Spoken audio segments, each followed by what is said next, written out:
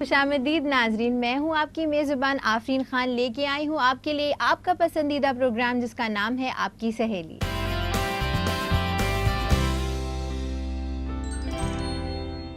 नाजरीन, आज हम आपके लिए लेकर आए हैं फैशन एक्सपर्ट टॉक, जिसमें देंगे आपको फैशन से रिलेटेड बहुत सारी जानकारियाँ और साथ ही साथ आपकी मुलाकात कराएंगे हमारे विमेन अचीवर से। इससे पहले शुरुआत करें आज के इस एपिसोड की, चलिए देखते हैं इसकी एक छोटी सी झलक।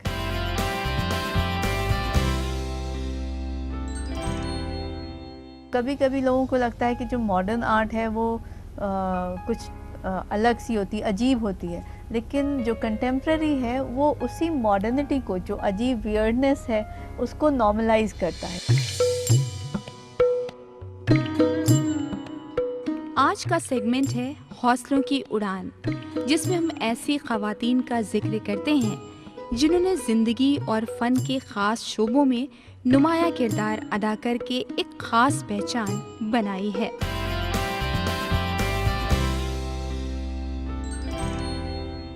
तो नाजरीन, चलिए शुरुआत करते हैं हमारे पहले सेगमेंट की, जिसका नाम है फैशन एक्सपर्ट टॉक, जिसमें आज हम बात करने वाले हैं कंटेम्प्रेरी डिज़ाइंस के बारे में। इस बारे में बातचीत करने के लिए हमारे साथ स्टूडियो में मौजूद है हमारी फैशन एक्सपर्ट, जिनका नाम है अस्मा हुसैन साहिबा। अस्मा हुसैन साहिबा, आपका इस्तकबाल है हमारे इस प्रोग्राम में। थैंक यू मैम, सबसे पहले हम आपसे ये जानना चाहेंगे कि कंटेम्प्रेरी डिज़ाइंस होता क्या है, ये आप हमारी ख़वातीन को बताइए। कंटेम्प्रेरी का मतलब है आजकल के ज़माने के हिसाब से जो नया हो रहा है, यानी कि जो भी ज़माना चल रहा है वो कंटेम्प्रेरी ज़माना है। आपने कोई भी चीज़ जो 100 साल पहले हुई या 10 साल पहले हुई, उसको आप आज के ज़माने के हिसाब से कैसे कन्वर्ट करते हैं, तो उसे कंटेम्प्रेरी कहते हैं। या मॉडर्न डिज़ाइन भी, आम लैंग्वेज में अक्सर इसको लोग मॉडर्न डिज़ाइंस कहते थे या मॉडर्न आर्ट कहते थे।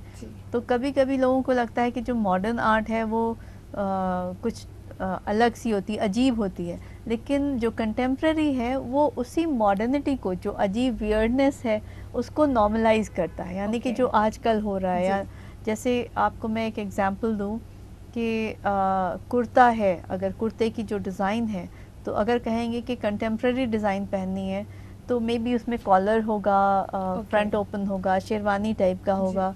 लेकिन अगर हम उसी को कहेंगे कि ट्रेडिशनल स्टाइल है, तो वो बिल्कुल ही मे बी अचकन स्टाइल का, ए लाइन लंबा और सॉफ्ट फैब्रिक का, सॉफ्ट टोन पे, बिना कॉलर का होगा, जो कि आज से 50 साल पहले पहना जा रहा था। या उसमें कॉलर नहीं होगा, वो फ्रंट ओपन नहीं होगा, क्योंकि फ्रंट ओपन कुर्ते पहले नहीं पहने जाते थे, ये आजकल नए आए हैं। तो ये कंटेम्प्रेरी डिज़ाइन है। फिर उसमें आप बहुत सारी चीज़ें होती हैं कि आपकी कंटेम्प्रेरी डिज़ाइन मॉडर्न आर्ट से ताल्लुक़ रखती है, या ट्रेडिशनल को आप कंटेम्प्राइज़ कर रहे हैं, या किसी हैंडीक्राफ्ट को आप कंटेम्प्रेरी बना रहे हैं। तो बहुत सारी चीज़ें जो आपके आसपास हैं, उसको आप कैसे आज के ज़माने के हिसाब से बनाएं या पहने, उसको कंटेम्प्रेरी डिज़ाइन कहते हैं। जी मैम, अगर अब हम बात करें कंटेम्प्रेरी डिज़ाइन की ड्रेसेस के बारे में, तो इनकी क्या खासियत है, आप हमारी ख़वातीन को इसके बारे में बताइए। बिल्कुल, जैसे आप देखें कि जो कंटेम्प्रेरी डिज़ाइन है वो थोड़ा सा नॉर्मल लोगों के हिसाब से अलग होती है, और बनाने में भी मुश्किल होती है, थोड़ी मुश्किल होती है, क्योंकि इनको स्ट्रक्चर्ड गारमेंट्स कहते हैं। यानी कि उसके ऊपर काम होता है। काम का मतलब है कि उसमें आपने कैसे सिला है, कितनी तरह की उसमें लाइंस आ रही हैं, वो सारी चीज़ें होती हैं। यानी कि अगर एक जैकेट है तो उसका कॉलर, उसका शोल्डर बिल्कुल परफेक्ट होगा, उसकी फिनिश होगी, और उसमें जो भी आपने सिलाइयाँ की हैं वो आपने कितनी ज़्यादा बॉडी को इन्हांस करने के लिए आपने उसकी बॉडी को नैरो वेस्ट देने का लुक देने की कोशिश की है, या ब्रॉड आपने उसके शोल्डर्स कर दिए हैं। जैसे 1940s में जब आर्मी वर्ल्ड वॉर 2 हो रही थी, तो उस वक्त जो फैशन आया था वो ब्रॉड शोल्डर्स का आया था, यानी पैडेड शोल्डर्स हो गए। तो वो पैडिंग करने का तरीका फिर निकाला गया कि कैसे ये इसको बनाएंगे। तो जब कंटेम्प्रेरी डिज़ाइन होती है तो बहुत सी नई नई चीज़ें ईजाद होती हैं, यानी नई तरह के कपड़े सिलने के तरीके निकलते हैं। तो जो नॉर्मल आदमियों के कपड़ों की पैडिंग होती थी वो लड़कियों के में नहीं इस्तेमाल कर सकते थे, क्योंकि लड़कियां डेलिकेट होती हैं। तो एक अलग से पैड, शोल्डर पैड लगाने का सिस्टम निकाला गया, जिसको उन्हीं ने अलग से लोग बना लेते थे।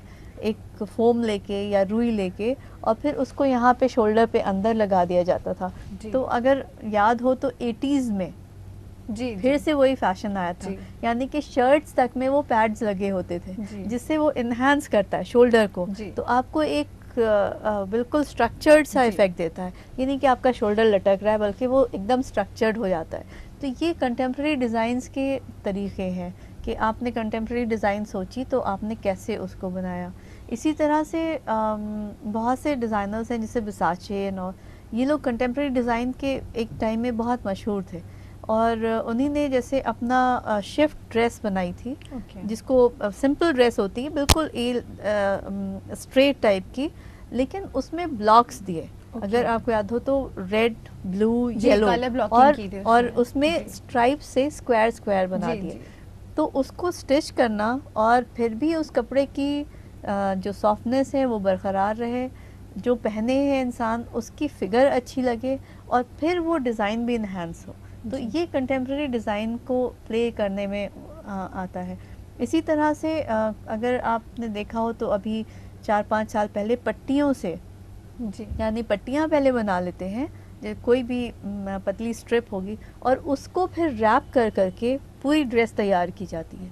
तो आपने कैसे उसको रैप किया, फिर कहाँ से फोल्ड फिनिशिंग आया, बहुत अच्छी होना चाहिए हाँ, इसकी। और वो पूरा डमी के ऊपर पहले डिज़ाइनर बनाता है उसको, फिर उसको हाथ से स्टिच किया जाता है जी। और फिर उसके बाद बहुत सारे उसकी कॉपीज़ होती हैं। तो ये सारी चीज़ें कहीं ना कहीं जो डिज़ाइनर्स के अंदर की एक टैलेंट होता है। टैलेंट और जो कुछ डिफरेंट करने का, कुछ नया, कुछ अलग Innovation करने का, कोई चीज़ में। इनोवेशंस, उसको दिखाना या उसको इस्तेमाल करने के लिए अक्सर कंटेम्प्रेरी मॉडर्न डिज़ाइंस जो हैं वो आती हैं। जी। जब आपका ज़माना बदलता है, नई चीज़ें होती हैं, तो आपको उस नए दौर में अपने आप को फिट करने के लिए वैसे ही कपड़े भी पहनना पड़ते हैं। जब साइकिल नई जी। नई आई थी और ब्रिटेन में सबसे पहले साइकिल्स गई, फिर इंडिया में भी आई, लेकिन वहाँ पे साइकिल को जब लोगों ने इस्तेमाल करना शुरू किया तो लड़कियों ने भी इस्तेमाल करना शुरू किया। तो प्रॉब्लम थी कि लड़कियाँ कैसे साइकिल चलाएंगी क्योंकि गाउन्स पहनती थी। जी। तो उस चीज़ को ध्यान में रखते हुए वो स्कर्ट स्ट्रेट हुई और Okay. उसकी लेंथ कम हुई। लेंथ कम हुई यानी कि एंकल तक की हो गई, not very short, ankle length हो गई। जबकि पहले वो बिल्कुल ड्रेसेस ज़मीन पे जी। फ्लो करती हुई, टच जी। करती हुई आती थी। तो वो नॉर्मल टाइम के लिए ख़त्म हो गया क्योंकि लड़कियां बाहर जाने लगी, साइकिल चलाने लगी, वो टीचिंग का जॉब करती थी या कहीं पे जाके बच्चों को पढ़ाती थी या नर्सिंग का काम करती थी। तो वो लड़कियां उस ज़माने की मॉडर्न लड़कियां हो गई और उनके लिए फिर मॉडर्न कपड़ों की ज़रूरत थी, यानी जी। कि वो गाउन्स नहीं पहन सकती। गाउन्स के बजाय उन्होंने स्ट्रेट स्कर्ट पहनना शुरू की। जी। और फिर शनेल 1920s में बहुत मशहूर डिज़ाइनर है जी। जिन्होंने गाउन को स्प्लिट कर दिया, जो जी, कहते जी। हैं कि गाउन को काट के जी। 2 पार्ट में कर दिया, यानी उन्होंने ब्लाउज अलग बनाया और जी, स्कर्ट अलग बनाई। बनाया। जी। उससे पहले ज़्यादातर एक ही जी। 1 पीस गारमेंट होता था। तो वो उस ज़माने का बड़ा कंटेम्प्रेरी ड्रेस था। और फिर इसी तरह धीरे धीरे बहुत सारे इनोवेशंस हुए हैं। जब वर्ल्ड वॉर 1 और वर्ल्ड वॉर 2 हुई तो उस वक्त सारे जो मेल्स थे पूरे यूरोप में वो सब लड़ने चले गए आर्मी में। तो ज़रूरत हुई जो बैक आपके पीछे रह जाते हैं लोग, वो जो काम करना है, चाहे फैक्ट्री हो, चाहे दुकानें हो या हॉस्पिटल्स हो, तो वहाँ पे काम करने वाले लोग नहीं थे। इसलिए इनकरेज किया गया लड़कियों को कि जी। वो आके वो काम करें जी। जो पहले आदमी कर रहे थे। खवातीन ने कमान संभाली उस जी, वक्त। तो उस तरह से लड़कियां बाहर निकलने जी। लगी, काम करने लगी। जी। और जब बाहर निकल के आई काम करने के लिए तो उसके ज़माने के हिसाब से उनके कपड़े जी। चेंज होते गए। मैम काफ़ी इंटरेस्टिंग हिस्ट्री थी।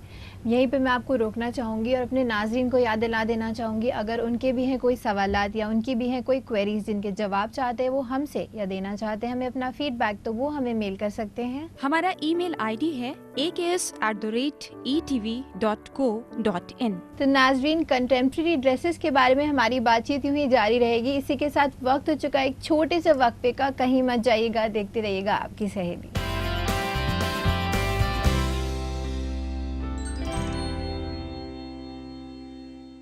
तो नाजरीन, जैसे कि हम बात कर रहे थे अस्मा साहिबा से कंटेम्प्रेरी ड्रेसेस के बारे में, तो चलिए अपनी बातचीत को यूँ ही आगे बढ़ाते हैं। मैम, अब हम आपसे ये जानना चाहेंगे कि जो कंटेम्प्रेरी ड्रेसेस होती हैं, इनकी जो एप्लीकेशन होती है आज के ज़माने में, उसके बारे में आप हमें कुछ बताइए कि किस तरह की ड्रेसेस में एप्लीकेशन हो सकती है। आजकल के ज़माने में जो कंटेम्प्रेरी है वो ज़्यादातर इंडियन कॉन्टेक्स्ट पे वेस्टर्न कपड़े हैं, यानी कि blouses, shirts, skirts, trousers, jackets, इन सब को कंटेम्प्रेरी कहते हैं। और जब हम इंडियन कपड़ों को कंटेम्प्राइज़ करते हैं तो जैसे हमारा शलवार कुर्ता था, उसकी जगह शलवार की जगह ट्राउज़र हो गया जी। तो ये कंटेम्प्राइज़ हो गया। और दुपट्टे की जगह स्टोल आ गया। तो ये कंटेम्प्रेरी लुक हो गया कि जो कंटेम्प्रेरी है वो बहुत ट्रेडिशनल तरीके से कपड़े नहीं पहन रहा, चाहे वो इंडियन कपड़े भी पहन रहा है तो भी उसका लुक चेंज हो गया। ट्राउज़र के ऊपर कुर्ता है, जीन्स के ऊपर कुर्ता है, या लेगिंग्स के ऊपर कुर्ता है, तो ये सारी चीज़ें कंटेम्प्रेरी हो गई। और जो आपका वेस्टर्न कपड़े हैं उसमें जो कंटेम्प्रेरी है वो आजकल के हिसाब से स्कर्ट है तो उसका सिलवेट चेंज हो जाएगा, बहुत नैरो स्कर्ट हो सकती है या वाइड हो सकती है, तो उस वक्त क्या फ़ैशन चल रहा है उसके हिसाब से वो कंटेम्प्राइज़ होती चली जाती है। तो ये आजकल का जो कंटेम्प्रेरी है या मॉडर्न है वो इसी तरह से चल रहा है कि आप नैरो ट्राउज़र्स पहने हुए हैं या शलवार कुर्ता के ऊपर वाइड ट्राउज़र्स पहने हैं या एंकल लेंथ के ट्राउज़र्स पहने हैं, बजाय इसके कि आप चूड़ीदार और शलवार पहने। दैट इज़ जैसे प्लाजोस बहुत ज़्यादा प्रेफर कर रहे हैं लोग, तो वो भी एक कंटेम्प्रेरी। बिल्कुल, प्लाजो जो है वो एक जो आपका ट्राउज़र है उसी का एक डिफरेंट लुक है और उसको नाम दे दिया प्लाजो क्योंकि वो ढीला होता है। तो जो ढीले ट्राउज़र्स होते हैं उन्हीं को प्लाजोस कहते थे। So this is basically a contemporary design for Indian garment. जो इंडियन कपड़े हैं आपके ट्रेडिशनल कपड़े हैं, शलवार, जंपर, ये सारी, उसका एक कंटेम्प्रेरी लुक है। इसी तरह से आप देखिए कि जो हमारे ब्राइडल्स हैं वो भी कंटेम्प्रेरी हो रहे हैं। जैसे पहले के लहंगे होते थे तो उसके ऊपर कुर्ती पहनी जाती थी या ट्रेडिशनल ब्लाउज़ पहना जाता था और ब्लाउज़ के ऊपर दुपट्टा पूरा अच्छी तरह रैप करके पहना जाता था। लेकिन अगर आप अब देखें तो जो कंटेम्प्रेरी डिज़ाइन में कहेंगे तो लहंगे के ऊपर कॉर्सेट पहनी जाती है या लहंगे के ऊपर जैकेट पहनी हुई है और दुपट्टा जो है वो सिर्फ साइड से निकल के और कहीं साइड से चला जाता है, पता ही नहीं होता कि वो है कि नहीं है। तो ये कंटेम्प्राइज़ करने का एक तरीका है कि आप पहने तो हैं इंडियन ट्रेडिशनल कपड़े लेकिन वो कंटेम्प्रेरी हो गया। इसी तरह से गरारा है तो आपने गरारा पहना और उसके ऊपर शॉर्ट कुर्ती पहन के लॉन्ग जैकेट पहन ली और वो फ्रंट ओपन है जिसमें 2 बटन यहाँ लगे हैं, बाकी पूरा खुला हुआ है और नीचे से आपका गरारा दिख रहा है। तो ये सब कंटेम्प्राइज़ करने के तरीके हैं कि आपके बेसिक गारमेंट तो ट्रेडिशनल है लेकिन जो उसका लुक है वो आपने स्मार्ट कर दिया, मॉडर्न कर दिया। तो ये एक तरीका हो जाता है कंटेम्प्रेरी करने का। जैसे कि आप बता रही हैं इंडियन ड्रेसेस में कंटेम्प्रेराइज करने के बारे में, तो अब मैं आपसे ये जानना चाहूँगी जो कुर्तीज़ होती हैं उनको कैसे कंटेम्प्रेराइज किया जाता है या कैसे किया गया है, इस बारे में हमें बताइए। बिल्कुल, जो कुर्ती होती है वो एक नॉर्मल कुर्ता जो है वो आप देखें तो गोल गला होता है और आगे एक उसमें ओपनिंग होती है जिसको तावीज़ वाला गला कहलाता था और सीधी बिल्कुल उसकी स्लीव्स होती थी लूज़, और कुर्ती भी लूज़ फिट की होती थी। कुर्ते का मतलब ही था कि जो लूज़ हो।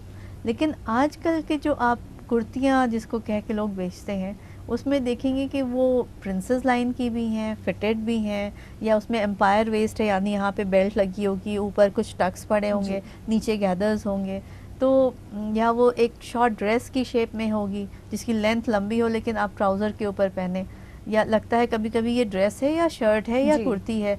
तो ये एक तरीका है कंटेम्प्राइज़ करने का कि बजाय आप ट्रेडिशनल वो एक ही तरह की कुर्ती पहनने के उसमें अलग अलग लुक्स आ गए आपके। उसमें शर्ट कॉलर लगा दिया किसी ने उसमें कफ वाली स्लीव्स लगाई, किसी ने स्लीव हटाई दी या स्लीव्स शॉर्ट कर दी या शर्ट वाली स्लीव्स लगा दी। तो ये सारी चीज़ें जो हैं कुर्ती में, ये कंटेम्प्रेरी कुर्तियाँ जो उसको कहते हैं, वो ट्यूनिक्स और शर्ट और ब्लाउज़ और कुर्ती का मिक्सअप होके जो आजकल के इंडियन जो ख़वातीन हैं उनके लिए एक नया गारमेंट बन गया है जिसको कुर्ती कहते हैं हम लोग। मैम, आप हमारे प्रोग्राम में आई और आपने हमारी ख़वातीन को कंटेम्प्रेरी ड्रेसेस के बारे में इतनी सारी जानकारियाँ दी, इसके लिए आपका शुक्रिया।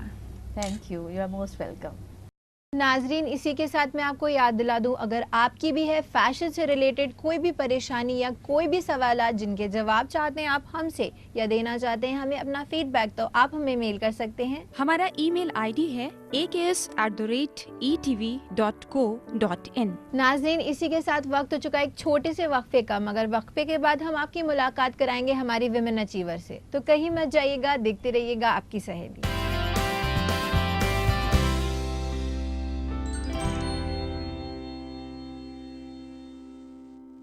नाजरीन, वक्फे के बाद एक बार फिर से आपका खैर मकदम है इस प्रोग्राम में जिसका नाम है आपकी सहेली। आज की हमारी विमेन अचीवर कुछ ऐसी खास हैं जिन्होंने किया है मुश्किलों का सामना करते हुए एक अलग मकाम हासिल। तो चलिए जानते हैं कौन है वो।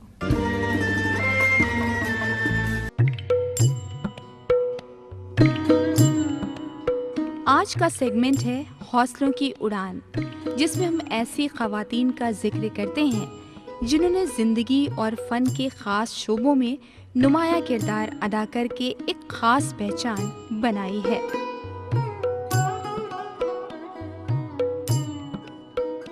हमारा बचपन अजीब व गरीब रहा। मैं ये नहीं कहूँगी कि बुरा रहा या अच्छा रहा। हम लोग अपने नाना के वहाँ पले और जॉइंट फैमिली में रहे, मगर सबसे अच्छी बात ये रही कि हमारे नाना को पढ़ाने का बहुत शौक़ था और वो लड़कों लड़कियों में फ़र्क नहीं करते थे। इसीलिए मैं आज तक उनको दुआ देती हूँ कि हमारे वालिद 5 साल की उम्र से ही हम लोग उनसे जुदा हो गए थे। तो नाना अगर हम लोगों को ना पढ़ाते और इतनी बड़ी जॉइंट फैमिली में रहते हुए सब लड़के लड़कियों को ना पढ़ाते तो शायद आज मैं उस मुकाम पर ना होती जो हूँ।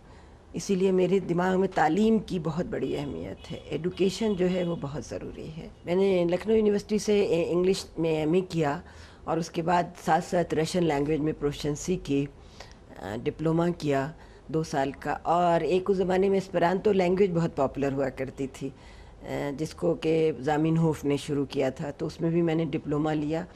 और मज़े की बात यह है कि इंग्लिश में एमए करने के बाद मैं इंग्लिश में पीएचडी करने की सोच रही थी, मगर जब मैंने रशियन राइटर्स को पढ़ा तो मैं उनसे इतना ज़्यादा मुतासिर हुई कि मैंने कहा जब ट्रांसलेशन में इतना रिच लिटरेचर है तो अगर मैं उसको ओरिजिनल लैंग्वेज में पढ़ूंगी यानी रशियन में तो कैसा लगेगा। इसीलिए मैं रशियन लैंग्वेज की तरफ डाइवर्ट हो गई और मैंने डिप्लोमा किया। उसके बाद उस ज़माने में सोवियत यूनियन था, तो सोवियत गवर्नमेंट स्कॉलरशिप दिया करती थी इंडियन स्टूडेंट्स को जो ऑल इंडिया होते थे। तो मैंने डिप्लोमा करने के बाद उस स्कॉलरशिप के लिए अप्लाई किया और मुझे उम्मीद नहीं थी कि हो जाएगा मेरा, लेकिन हो गया और सिलेक्शन हो गया और मैं स्कॉलरशिप पर मॉस्को चली गई पेट्रिस लुम्बा यूनिवर्सिटी में पढ़ने के लिए। वहाँ से मैंने फिर रशियन लैंग्वेज और लिटरेचर में एमए किया और पीएचडी की और उसके बाद मैं यहाँ वापस आई। तो वापस आई, यहाँ बहुत से ऑफ़र्स मेरे लिए खुले हुए थे क्योंकि उस ज़माने में रशियन में एमए पीएचडी करने वाले बहुत ही कम लोग थे। लेकिन मुझसे कहा गया कि आप जो कि लखनऊ यूनिवर्सिटी की हैं, इसलिए लखनऊ यूनिवर्सिटी। तो मैंने ऑलमोस्ट हैदराबाद या जेएनयू ज्वाइन करने का सोच ही लिया था जहाँ से ऑफ़र्स आए थे, लेकिन मैंने लखनऊ यूनिवर्सिटी ही ज्वाइन की और यहीं मैं रूसी ज़बान पढ़ा रही हूँ। मेरे घर में सभी लोग कई ज़बानें जानते थे। मेरे नाना कई ज़बानें जानते थे, उर्दू, हिंदी, अंग्रेज़ी, पंजाबी, तुर्की। मेरी माँ बहुत अच्छी एक राइटर थी जो कि अफ़साने वगैरह लिखा करती थी और हमारे घर में बहुत शेर व शायरी और अदबी माहौल था। तो उससे मुझे लैंग्वेजेस में बहुत दिलचस्पी हुई और हमारे घर में काफ़ी लोगों को ही लैंग्वेजेस में दिलचस्पी थी। तो इस तरह मेरा झुकाव बचपन से ही अदब और ज़बान की तरफ रहा है। दिक्कतें तो हर एक को पेश आती हैं, ख़ास तौर से लड़कियों को पेश आती हैं। बहुत कुछ का सामना करना पड़ा जो एक लंबी कहानी है, क्योंकि हमारे नाना और हमारी वालदा पढ़ाने की और हमारे घर का माहौल पढ़ने लिखने का था, तो हम लोगों को इस लिहाज से काफ़ी आज़ादी थी कि आप जो पढ़ना चाहें, जो एक्स्ट्रा करिकुलर एक्टिविटीज़ में करना चाहें। तो मैं खेलों में भी बहुत अच्छी थी। 3 साल मैं डिस्ट्रिक्ट चैम्पियन रही। मैं डिबेट में भी हिस्सा लेती थी। मेरी बहनें, कज़न सिस्टर्स वगैरह भी बहुत एक्टिव थी। तो इससे जो तो है लोग आज़ादी का गलत मतलब समझते हैं। हैं, सोचते हैं कि अगर लड़कियां इस तरह से खेल कूद में और डिबेट में हिस्सा ले रही हैं तो वो सही तरीक़ा नहीं है उनकी ज़िंदगी का, तो उससे हम लोगों को बदनामी भी होती थी, सुनना भी पड़ता था। लेकिन खुदा जन्नत नसीब करे मेरे नाना और वालदा को कि उन्होंने इस बात पर ध्यान दे के हम लोगों की पढ़ाई नहीं रोकी, मगर इतना ज़रूर कहा कि एक लिमिट होना चाहिए और आज़ादी का गलत इस्तेमाल हमेशा इंसान के लिए नुकसानदेह होता है, जिसका हम लोगों ने कभी गलत इस्तेमाल नहीं किया, जिससे हम लोगों में कॉन्फिडेंस भी आया और हिम्मत भी बढ़ी, क्योंकि जब घर वालों का साथ होता है तो बाहर की मुश्किलात का मुकाबला करने की आदमी में हिम्मत आ जाती है। मैंने 1995 में एक NGO कायम किया जिसका नाम नताशा पॉलीक्राफ्ट एंड एजुकेशन सेंटर है, और तब वाकई मुझे गुर्बत और महरूमी और शोषण जिसको कहते हैं उसका सामना देखा, तो मेरे वाकई बहुत ही मुझे दिली तकलीफ़ हुई, क्योंकि ज़्यादातर उसमें ऐसी औरतें थीं जो कि अपने शौहरों से या अपने ससुराल वालों से सताई, बल्कि यहाँ तक कि माँ बाप भी कहते थे कि पढ़ लिख के क्या करोगी, तुम्हें बर्तन ही मांजना है, आखिर में झाड़ू पोछा ही करना है। तो जब मैंने उन लोगों की कहानियाँ सुनी तो मेरे रोंगटे खड़े हो गए। तो मैंने इस NGO के ज़रिए उन लोगों की काफ़ी मदद की, उनको गवर्नमेंट से प्रोजेक्ट्स लेकर उनको ट्रेन करवाया, और उसके ट्रेनिंग के बाद उनके कई सेंटर्स भी खुले, गवर्नमेंट से उनको सिलाई की मशीनें दिलवाईं, सर्टिफिकेट्स मिले। तो कई औरतें, मतलब मैंने समुंदर में कतरे के बराबर काम किया, लेकिन मुझे इससे इत्मीनान ये है कि मैंने कुछ करने की कोशिश की, और विमेन अपलिफ्टमेंट के लिए मैं अब भी कोशिश करती हूँ। जहाँ जाती हूँ, कॉलेजेस, स्कूल्स में, कल भी मैं एक जगह गई थी तो मैं लड़कियों को ख़ास तौर से कहती हूँ कि इल्म हासिल करो, तालीम हासिल करो। देखिए, मैं जब 7 साल रूस में रही, सोवियत यूनियन में रही, तो वहीं से भी मैंने ऑल वर्ल्ड टूर किया, तकरीबन 20-25 कंट्रीज़ में गई, फिर कॉन्फ्रेंसेस में मैं गई, बहुत से कंट्रीज़ में लेक्चर डिलीवर करने के लिए गई। मैं नाइजीरिया 1 साल के लिए रूसी ज़बान पढ़ाने के लिए गई, जो कि हिंदुस्तान की पहली औरत थी जो कि किसी दूसरे मुल्क में बाहर की ज़बान पढ़ाने के लिए गई हो, वो भी रूसी ज़बान। इस बात की मुझे खुशी है कि मैंने थोड़ा बहुत कुछ जो करने की कोशिश की उसको समाज ने नेशनल और इंटरनेशनल लेवल पर पहचाना। मैंने जो किताबें लिखी उस पर मुझे अवार्ड्स मिले, इंटरनेशनल अवार्ड्स मुझे, क्योंकि मेरी टीचिंग को, और मैंने एक ऐसी किताब लिखी जो कि हिंदुस्तान की पहली किताब है कि आओ रूसी सीखें। उसको लोग कहते थे कि क्योंकि रशियन एक फोनेटिक लैंग्वेज है, उसको इंग्लिश की तरह नहीं लिखा जा सकता है कि A for Apple and B for bat. मैंने इस चैलेंज को कबूल किया और एक किताब लिखी और रूसी सीखें, जिसको ऐसे ही है कि अरबूज बाबचका की तरह पढ़ा जा सकता है। तो इस पर मुझे इंटरनेशनल पुष्किन अवार्ड मिला, जो कि बहुत ही कम, हिंदुस्तान में शायद 4-5 या लोगों को मिला है, और ख़ातून सिंगल मिलने वाली शायद मैं पहली औरत हूँ। इधर का मुझे 3-4 साल की कुछ इस बारे में पता नहीं है। और बहुत से अवार्ड्स, मुझे सोवियत वुमेन अवार्ड मिला सबसे ईयर की सबसे अच्छी कहानी लिखने पर। मुझे ये पब्लिकेशन हाउस से भी, सोवियत पब्लिकेशन हाउस से भी 2 अवार्ड्स मिले। हिंदुस्तान में भी नेशनल अवार्ड्स मिले हैं, यूपी रतन मिला है, और उर्दू अकादमी से मिला है, और बहुत से मदर टेरेसा अवार्ड है फॉर प्रमोशन एंड एजुकेशन। मुझे उनके नाम तो लिखे हुए हैं। कई अवार्ड्स मुझे मिले हैं for women empowerment, for contribution to society, for the upliftment of society and spreading education. मेरा पैगाम सिर्फ ये है कि खुदा के बाद अपनी काबिलियत पर भरोसा न करके बल्कि अपनी इल्म को हासिल करने की कोशिश करो, और ये ना समझो कि हम किसी से कम हैं या हम किसी से ज़्यादा हैं, क्योंकि एहसास कमतरी भी और एहसास बरतरी भी दोनों बुरे होते हैं। ज़मीन पर पाँव रखते हुए आगे बढ़ने की कोशिश करो। रास्ते में मुश्किलें ज़रूर आएंगी, रुकावटें आएंगी। अगर ख़ानदान की सपोर्ट है तो आप बहुत खुशकिस्मत हैं, अगर ख़ानदान की सपोर्ट नहीं है तो उनको कन्विंस करिए।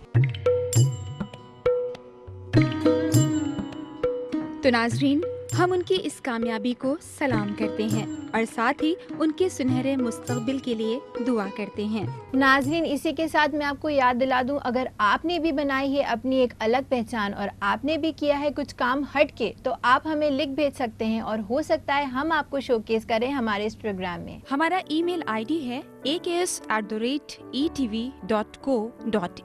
नाजरीन, इसी के साथ वक्त हो चुका है हम अपने प्रोग्राम को यहीं ख़त्म करें, लेकिन होगी आपसे फिर मुलाकात बहुत सारी जानकारियों के साथ। तब तक के लिए रखिए अपना ख्याल और हमारी पूरी टीम को दीजिए इजाज़त। अल्लाह हाफ़िज़।